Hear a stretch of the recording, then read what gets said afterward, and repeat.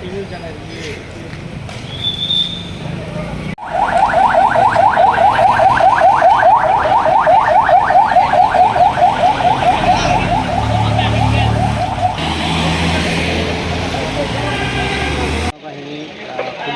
BJP সহ next সহ সবাই আমরা রোডে আছি।